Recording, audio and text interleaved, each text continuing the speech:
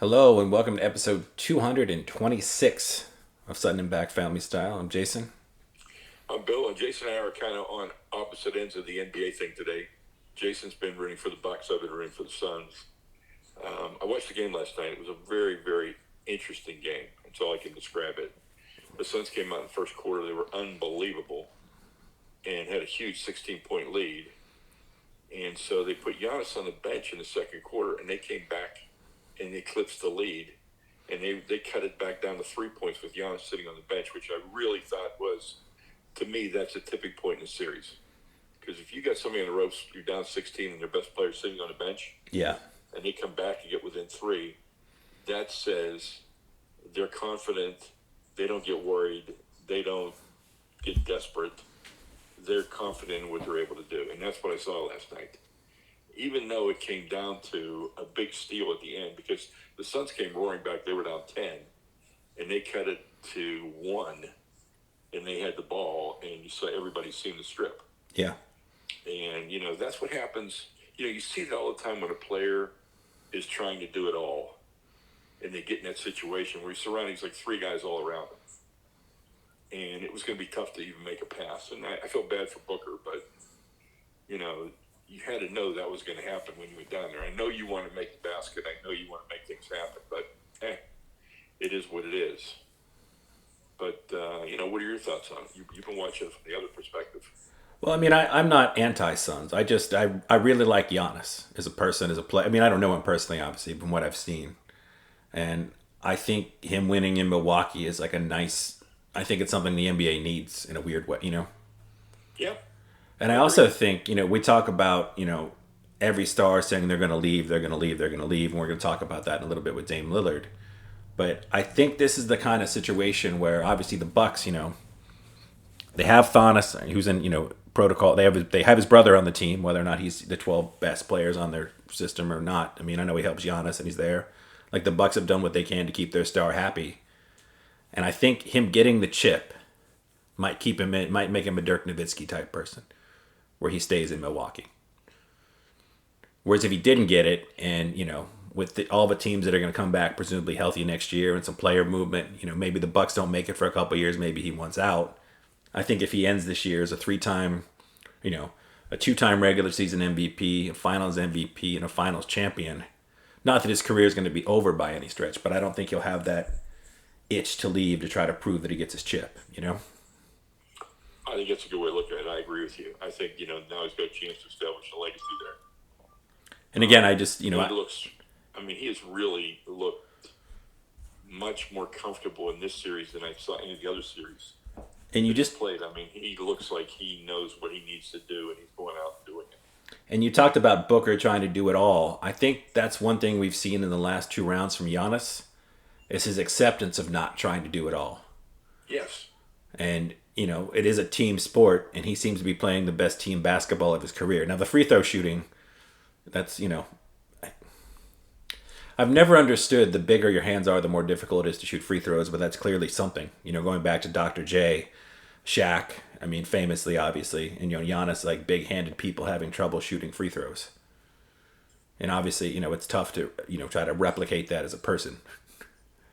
Yeah. If you don't have him. But it seems like he's going to work on. I just think too, like as great as he's been, and he's a phenomenal player. I think if you get because you look at the talking heads, based by the time you're 23, even though Jordan didn't win until he was 28. Mm-hmm.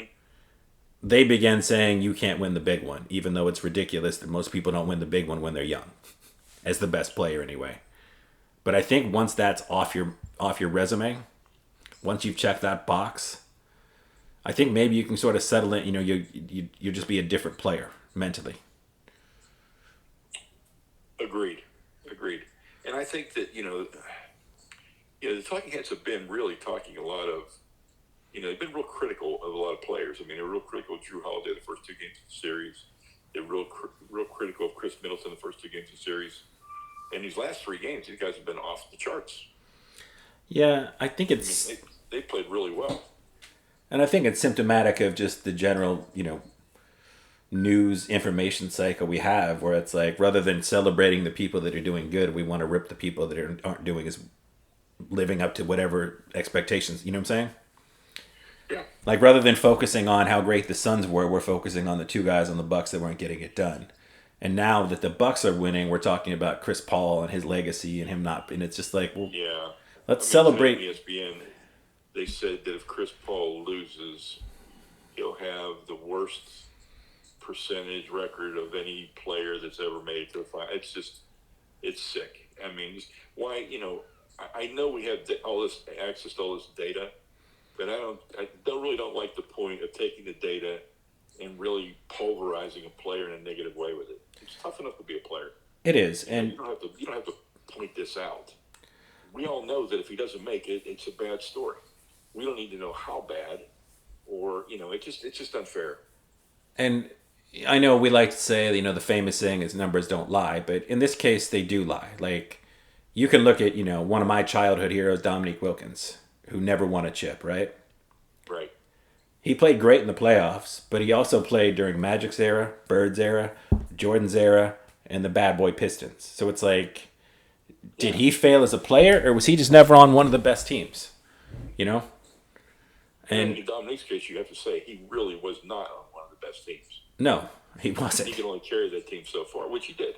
Yeah, and I think he didn't have, all those other teams had. It looks like the magic number is 3. If 3 of your 5 guys are dominant, 3 of your guys really can step up and score and shut down people and everything. That's the magic combination. Because you had like Bird, McHale, and DJ. You had combinations. You always had 3. Yeah. And I don't see the Suns. The Suns have 2. And I think the Suns could grow into 3. I think Ayton he's 22 years old. That's what I'm going to say. He's 22 years old. Yeah. And playing against Giannis is tough. And playing against a highly motivated, driven Giannis, I mean, he can do what he can do, but he doesn't. He can't do enough. And he doesn't. The Suns really aren't a great rebounding team. No. And once they lost Saric, three-point shot, and he's good at it. But I mean, it's just you just don't see it. Yeah, and to finish off that point, I don't know how many Chris Paul teams would really be considered favorites to win the finals in any of the years he's been there. Certainly not this year. People talk about how lucky they've been to get through every single round. So, I mean, you can say that by the numbers he's had the most losses or gotten, whatever, but it's like, when has his team ever been the best team? Yeah. Like, I think it's fair, if you went to, some of the Bulls series with Jordan, Pippen, if those guys didn't win, or, some of LeBron, it's like, well, you're the best team and you have the, you're the best player on the best team, you should win. Whereas opposed to, if you're the Dominiques, the Chris Pauls, the Charles Barkleys for most of his career, like, you did about as good as you could do. Exactly. And to pretend like the numbers show that you weren't that good isn't really a good indication of that, I don't think. Yeah. Well, staying on the NBA, does Dame stay or go? I think Dame goes. I think, he's trying. I mean, I don't think he's been there, over a decade, right? Yeah, I think pretty close. And I think if you're Dame, there's only 2 things that can happen on Portland to make you a better team. Well, I guess 3 things. I guess there could be a terrible rash of injuries where you're the only team standing, which isn't going to happen. And, you could either get traded or you trade C.J. McCollum. And I just don't see enough pieces coming back in a C.J. McCollum trade that's going to make you any better than you are with C.J. McCollum. Like, I know there's the famous Ben Simmons for C.J. McCollum in some sort of form or another. But if you're Dame, I don't think you feel like very confident that that's going to change your, like. No, there's a number of scenarios out there now where there's 3-way trades that involve the Pistons with the number 1 pick and a bunch of different trade scenarios. I saw one had Shea Gilgeous-Alexander from the OKC.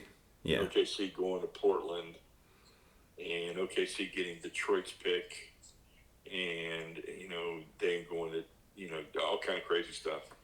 I mean, there's a lot. That's what people do. I mean, that's what you're doing right now. You're trying to provide scenarios and trying to tell stories, and we'll see where it goes. And it seems like Dame has a list that's like, Lakers, Warriors, Knicks. But again, the Knicks, I worry, like, if you go to the Knicks, anything they give up to get you. And it's as a Knicks fan, it's been nice seeing them slowly bounce back to relevancy and competency.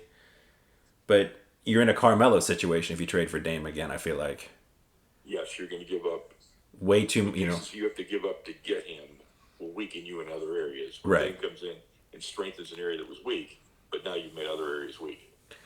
Now, one team that's not on his list and probably isn't on a lot of people's list because people apparently want out, including the team was out of the city. But I thought an interesting destination based on the capital they could give Portland back. If you teamed up Zion Williamson, Dame, Brandon Ingram down here in New Orleans, and New Orleans gives about, 10 of their picks to Portland, I thought that was an interesting team in the West. I saw that scenario, but I think I saw Ingram moving out on that deal. Okay. I mean, some form or another, but if your two best players are Zion and Dame, that's a nice inside out, Yeah, and it But- helps keep Zion there. Yeah, but, apparently, we don't know if the Pelicans are staying in New Orleans, and Dame definitely has not put them on their list. And then, obviously, the most fun would be the Splash Trio. If you had Dame, Steph, and Clay, and Draymond, that's a fun team. And Dame is from That's like a Nets kind of a team, isn't it? Yeah, and Dame is from the Bay. And I just think those, they played together in the All-Star game. Like, Dame loves, he's from Oakland. He wants to be out there again. Like, I would enjoy watching that team. You think Golden State has enough capital? They have 2 firsts this year. You've got Wiseman. You've got a Wiggins who is eventually is going to be probably a valuable asset to trade in a year. Who's turned in, he's a decent enough wing, and maybe you get you can flip him right away. But I mean, for salary purposes. I was going to say, if you bring Dame in, you've got major salary cap issues. Yeah, so you get rid of Wiggins, you get rid of Wiseman, you lose these 2 picks, and you probably, I'm assuming you'd give up another future first and then like 2 swaps in like 2028 and 2030 or wherever they're allowed to do those when you hope that, the Steph, Clay, But obviously a lot of that Golden State, I mean, I'm sure part of that is Clay insurance if you make that trade. What guarantee do you have that a guy that's missed the majority of the last 2 seasons is going to be able to stay healthy ever again? You hope he can. And I know I saw, I saw on Instagram of him shooting a backward shot, which is, Yeah, I saw that. It's pretty amazing. It is, but I mean, I think anyone that's played sports, even on a high school level, like if you got a good shooter, like somebody makes that shot in practice every day. Not to take anything away from it, but I mean, if you basically shoot 10 of those and you post one of them, it's not like, I don't want to take away from him. I'm just saying, you know what I'm saying? Like, Yeah. there's a guy in your He's a great shooter. He's a great shooter, yeah. And, and at practice, even at like, a low level high school, like 2 or 3 people are making ridiculous shots either before or after practice every single day. Because, there's a million opportunities to do so and it just happens. Not, again, it's an awesome shot, but I mean, it happens all the time. Sure. And I guess that's pretty much, by the time we come back, we'll have an NBA champion. Well, an NBA champion will be ready for the actual draft. Yeah. And the buzz I'm hearing is that your boy from Oklahoma State is the consensus number 1. That's what I'm hearing. And I just don't want him to go to Detroit, but I don't think if you have a consensus number 1, you usually don't trade that. So, but again, we said last week on the show, that's one piece. If you're Detroit, you need at least 4 pieces. Yeah. So if you could trade and get 2 pieces back, you're halfway there where you need to be. Very true. We'll see. And I guess we should probably do a quick Olympic basketball update. Team USA finally won a game. And they've lost Bradley Beal, and now Kevin Love is stepping out, and they're bringing in who's that? I know they're bringing in JaVale McGee, which, Because he knows that he's a role player and he understands being a role player. And they need size. Think about it. Yeah. Well, they also, I've heard some things talking too, is that, FIBA officials don't give you a lot of the BS calls that your Trae Youngs and your Hardens get. Mm-hmm.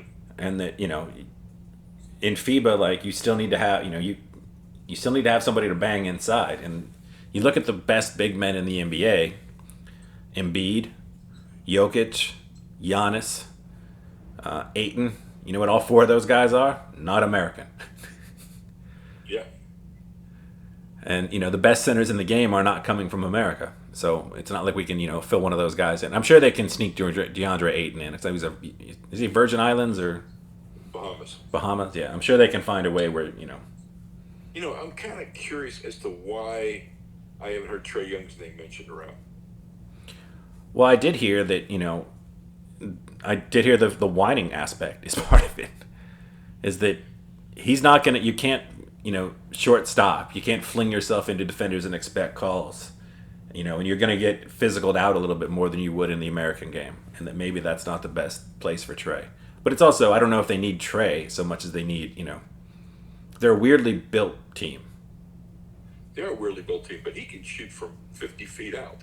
Right, but if I got Dame, if I have Dame, Durant, and some of the other guys I got on that team, I shouldn't really need, not that I don't need Trae Young, but presumably that should be enough scoring. I just got to get guys that can play defense and rebound. And that's not Trae Young. Yeah. And a lot of these international teams obviously have the big guys. You got to have somebody to, I really hope, the one thing I hope from the Olympics, like I said, I'm not a big Olympics fan, but I do want to see Doncic's team, which is basically Doncic and a bunch of guys from his home country, play the United States. I like to see it too. And if you're asking me, I think this could be the year they don't win. Well, they haven't won ever. They don't win every year, so this definitely could be, yeah.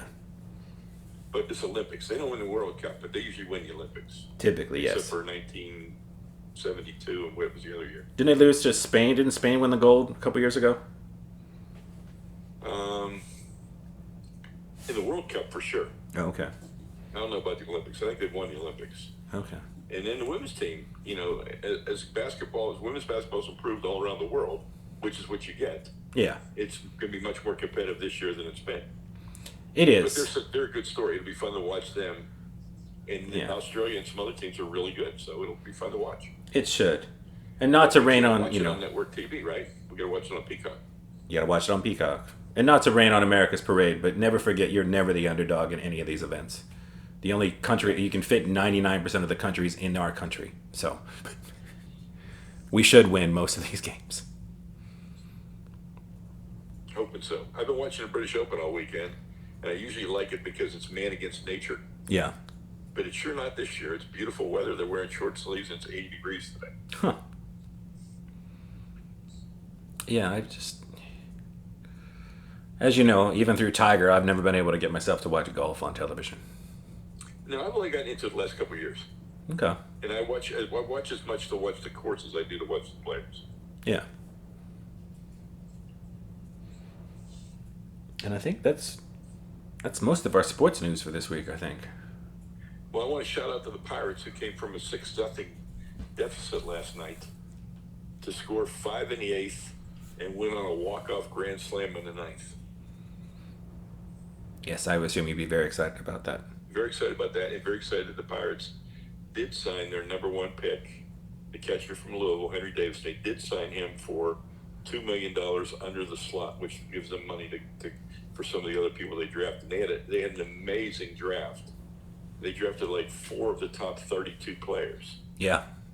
And if they are able to sign 3 of those, which I think they might be able to, that would be an amazing, amazing draft. Yeah, they think they could have it's baseball. You never know if they're all going to work out or not. No, but I did see speculation that could have a top 5 farm system in the next 2 or 3 years, which is what they needed to have.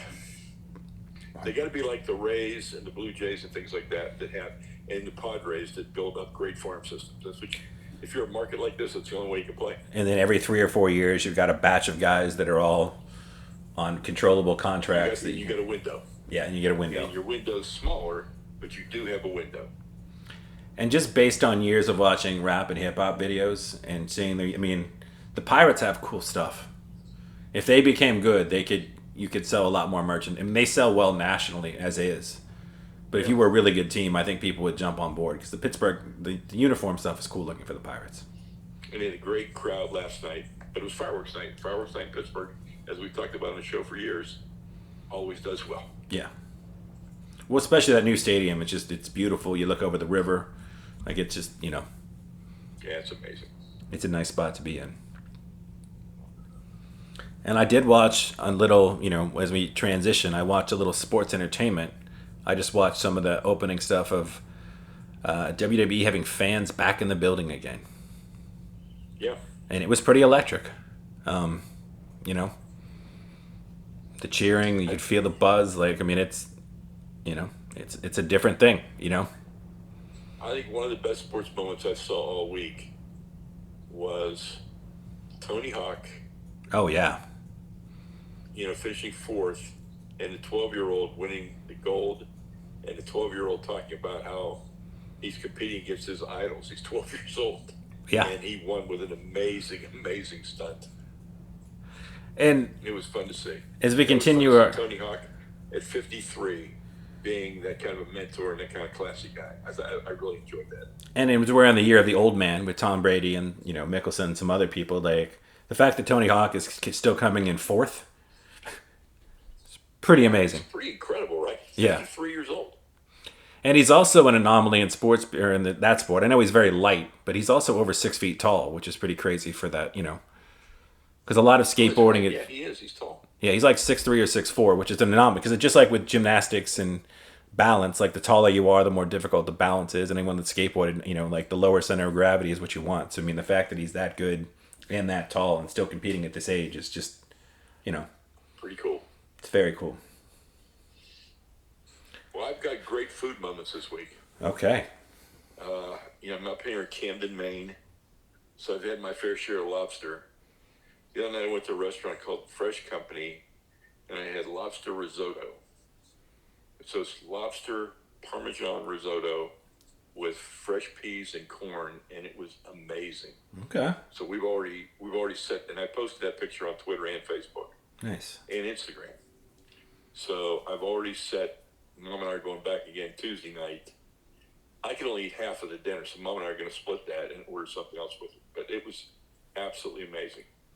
Then one day we went to a lobster pound and got, the lobster roll and everything. And that's, the lobster up here is just incredible. It's coming out. You're not shipping it to Florida and then having it, trying to do whatever you're going to do. But it's fresh here. It comes out of the bay that morning. Nice. I've had blueberry pie. I've had blueberry pancakes.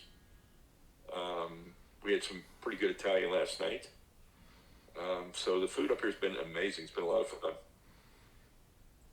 Very cool.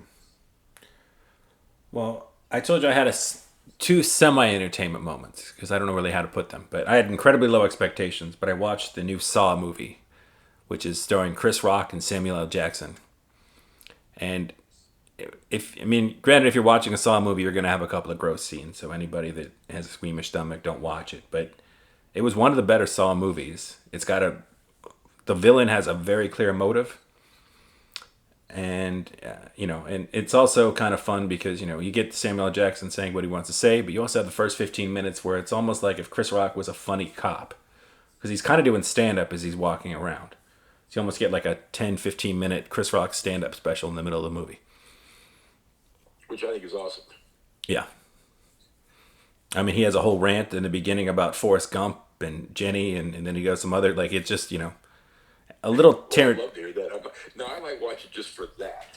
Yeah, it's a little... The opening conversation reminded me of, like, a Tarantino movie, where, it's an action scene, but the first 5 minutes are Chris Rock and his boys discussing Forrest Gump. And it's pretty entertaining, so... And just because, obviously I like to stay on top of what people are enjoying in the world in terms of the entertainment industry as far as films and things along those lines because I work in the industry. But we've been watching The Falcon and the Winter Soldier, which is fine. And I think I've mentioned this on here before, but to me, almost all the Marvel stuff is like going to a chain restaurant. I usually say let's go to a Chili's. Yeah. I was just saying it to Mom last night too. Where it's like, I'm never going to want to go to Chili's. And I'm never going to be like, you know what, I want to go eat Chili's. But if the people invite me, I'll go to a Chili's and I'll eat the food. But I'm still having trouble. Like, I'm watching all the Marvel stuff just to stay on top because it dominates the conversation in the entertainment industry. Sure. But I'm having a hard time it's sort of the same thing where it's like, yeah, Chili's is fine. You get the margarita and the fajitas are okay. But I'm sure, like, it just seems like there's far better restaurants in your town, and I sort of feel like with the Marvel stuff, it's sort of the same thing where it's like it's fine, it's perfectly professional, and I know you get a lot of famous people, and people love watching famous people do stuff, even if they're half-assing it. But I just have trouble getting on board. I don't know what it is. It's just too repetitive, too formulaic. And you know exactly what's going to I can't get happen. into Like it. the dialogue, because I've heard people try to compare. I mean, the most ridiculous one we heard is when they compared the second Captain America movie to All the President's Men, which I thought was Yeah, absolute. I can't fathom that one. I when I heard that comparison, I was like, well, All the President's Men is one of the best, sort of political thrillers ever made. And like, if that's the name you're throwing out, I have to watch it. And granted, probably most of the people watching the Marvel movie maybe haven't watched All the President's Men or wouldn't care about that comparison. But I watched that Yeah, and I I was would just think like, so. I wonder where the comparison even came from because it doesn't seem like those two movies have any kind of an intersection at all. well, you got somebody that wasn't interested in the second Captain America movie to watch it, and me who loved All the President's Men. So, Okay. I mean, that's where they get you, I guess. But again, if you love Marvel stuff, I'm happy for you. Like I love that there's plenty of content out there. I don't need to. I'm having trouble. Like I said, I keep watching it. We watched WandaVision. We're watching this, and my partner wants to watch Loki, which we'll watch after we finish the 6 episodes of or Captain America and the Winter Soldier. But I'm just like I'm not getting the love. Now, so we talked about Old, the new M. Night Shyamalan, Yeah. and you think that's worth a shot, right? I'm excited to see that. I mean, the movie I really want to check out right now is The Green Knight. I think that looks awesome. Have you seen that trailer? No, I have not. Well, as I think I've mentioned on here before, but I'll just throw it out there again. The only entertainment person or entity that I get excited about, whether it's writer, director, actor, is the studio A24. Because I think they do some really interesting stuff. And sometimes it doesn't hit, but I appreciate their effort of trying to do something challenging or outside of the box or not conventional. And The Green Knight looks really cool. If you want, it's got a little, it looks really neat. So the Green Knight is what? It's set in obviously night times. Okay. In medieval So it's times. medieval times. Yeah, but basically there's this mythical Green Knight who's sort of is definitely a supernatural creature. Mm-hmm. And he challenges people to a fight, and then you have 1 year to sort of get and then you have to go find it. It looks really cool though. Really well shot. If you Beautiful. lose, he gives you an assignment. You have a year to do it. Something along those. Yeah, That's kind of like in the mythology. Yeah. There was a character like that. yeah. It fits the If you were mythology. defeated, he put you on a quest. Yeah. You had 1 year to Complete it. to solve your quest. Yeah. Yeah. And it looks, like I said, it looks very cool. It's what I mean. A24 stuff always has great cinematography, and they're usually well cast. Well, So. I love M. Night Shyamalan, but he's hit or miss with me all the time. Yeah. And so I'm hoping this is more of a Village or Sixth Sense or Unbreakable than The Wind or whatever that one was called. Yeah, or the one with the water and the aliens. Yeah. Yeah, those were horrible. So we'll see. Well, his movies all depend. I mean, you eventually have to have a payoff, and and the other thing I'll shout out real quick on Netflix, the Fear Street movies based on the R.L. Stine young adult books was a very solid horror trilogy. Because you have 1994, 1978, and then you end up with 1666, which goes back to 1994 to sort of round the whole thing up. There's definitely a couple plot holes and things along those lines, but people seem to really be enjoying them, and I don't think you'll waste your time watching that trilogy. So, I might do that. and again, it's not gross. It's got a nice, Sarah Fear was a witch and cursed on a town kind of thing. So it's well done. It's pretty cool. Well, I want to close out by telling anybody, if you've never been to Maine, it is a great, great, great place to vacation.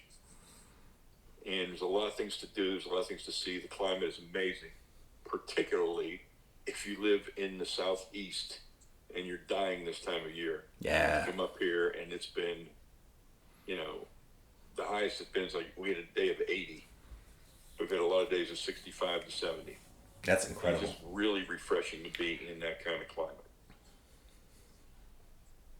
Okay. Well, next week we'll have an NBA champion. We might do some heavy entertainment stuff over the next week or two as the sports stuff is going to slow down for a minute. Yep. But then, we'll take a look a little bit at the NBA draft next week. yeah. Training camps will open because the Steelers will be playing the Cowboys the following week at the Hall of Fame game. Yes, indeed. And we'll do our... Shout out to that large entry-level Steeler Hall of Fame class. Mm-hmm. And in the upcoming weeks, we'll preview college football. Obviously, we'll break down the NFL division by division. And, anything else that pops up. Yeah, and I'll be talking more as I get into this Geo University that I'm going to work with in India, building this international sport business program that's going to have American elements. And I talked to the NBA today. I'm trying to get affiliated with the NBA Asia. So it'll be fun. I'll talk a little bit of that for our listeners that might be interested in that. Definitely. All right. Well, and you enjoy your vacation. Everybody else enjoy your week. Make sure if you have any questions, contact us. We'd love some, answer some questions on the air too. Absolutely. Everybody have a good week.